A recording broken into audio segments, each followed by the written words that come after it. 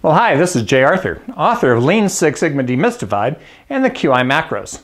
Now, I was on vacation a little bit ago, last week, and I got a chance to read Scott Adams' book, Win Bigly.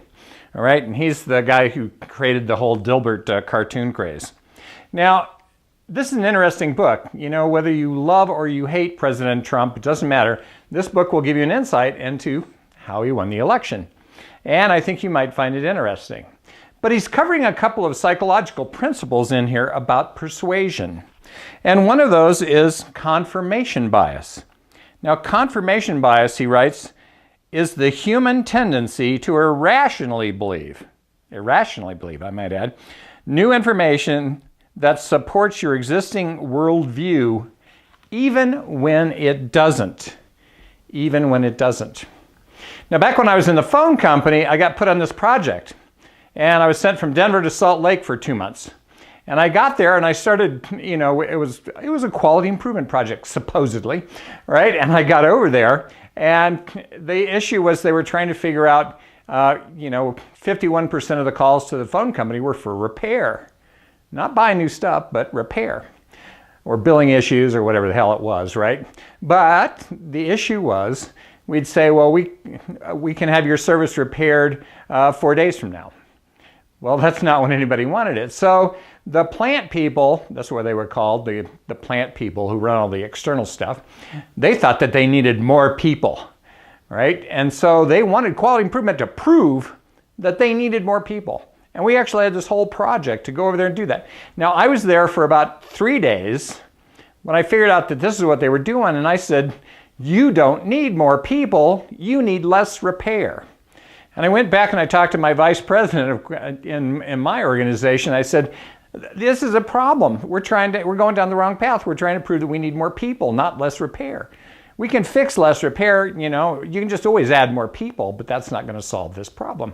And she said, well, it's already going down that path. And so, so I spent 2 months. This project failed miserably because we could not get enough people to solve problems quickly. All right, so confirmation bias. Our plant team knew that what they needed was more people. Of course, this is not true. Now, a couple of years later, I actually worked on a project in Iowa, and there were like 12,000 repair appointments a month in Iowa. Not that populous of a state. But customers were complaining because they'd make an appointment, they'd take a day off work, they'd stay home, and their phone would just start working and nobody would visit them. And so what we did was we did a little data analysis, a little data mining, some control charts, Pareto charts, figured out what's going on. And it turns out that the service rep can actually test from the central switching office all the way out to your house and all the way back. That's called a loop test. If the loop test was okay, then the problem had to be inside the switching system.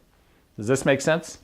And so consequently, what we did was we said, well, probably at some point, some old plant guy said, well, you must make an appointment with every customer because otherwise my guys waste their time.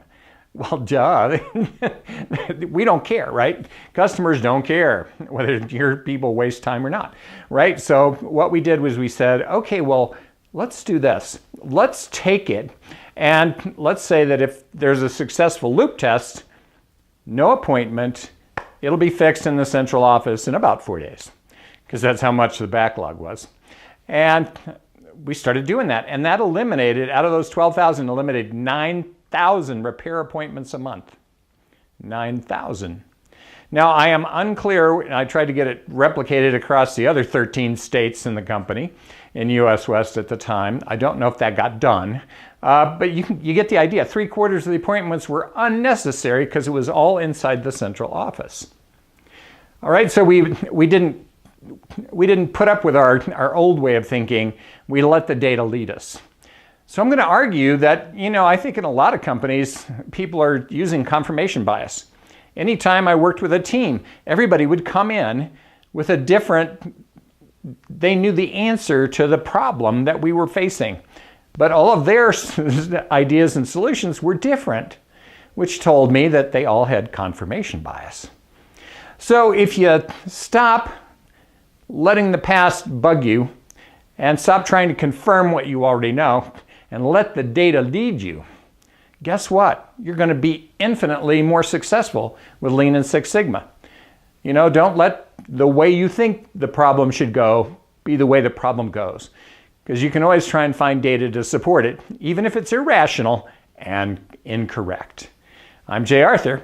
In the next video, I'll talk about another type of confirmation bias that we have in quality.